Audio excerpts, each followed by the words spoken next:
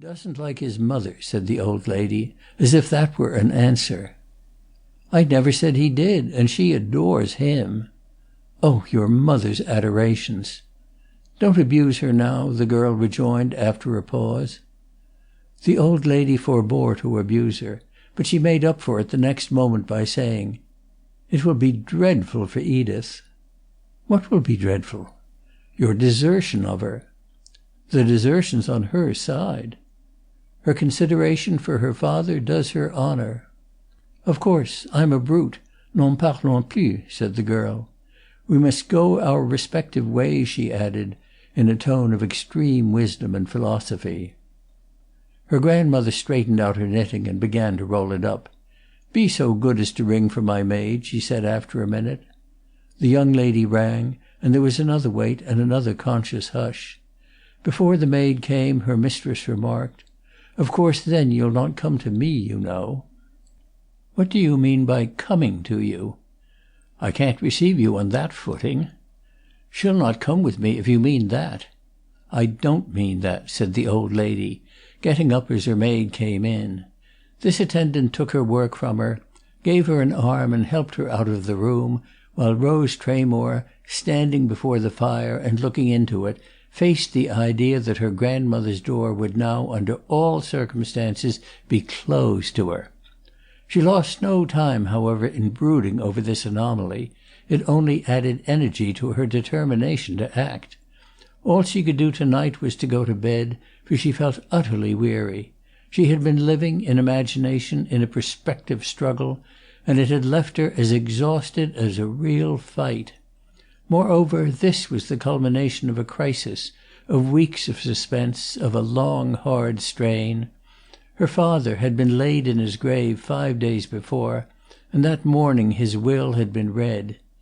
In the afternoon she had got Edith off to St. Leonard's with their Aunt Julia, and then she had had a wretched talk with Eric.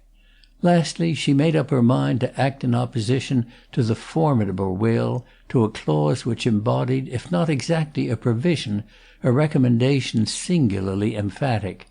She went to bed and slept the sleep of the just. "Oh, my dear, how charming! I must take another house."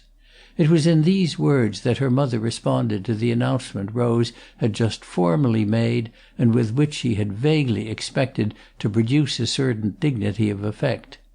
In the way of emotion there was apparently no effect at all, and the girl was wise enough to know that this was not simply on account of the general line of non-allusion taken by the extremely pretty woman before her, who looked like her elder sister.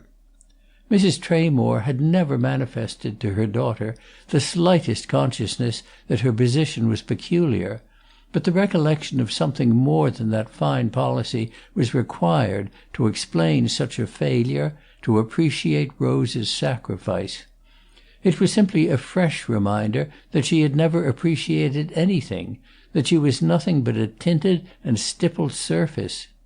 Her situation was peculiar indeed.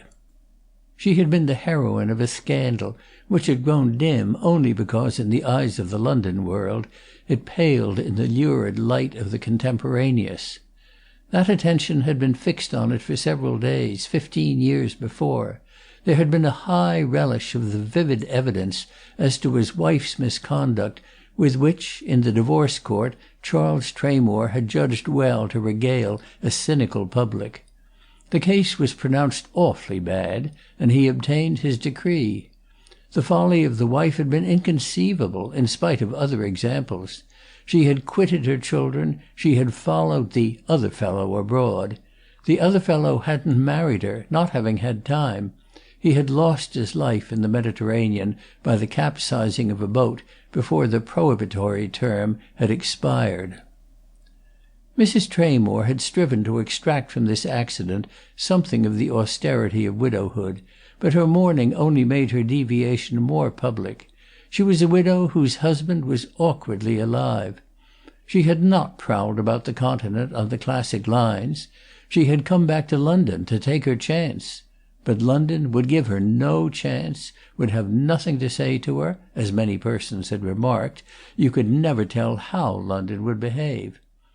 It would not receive Mrs. Tramore.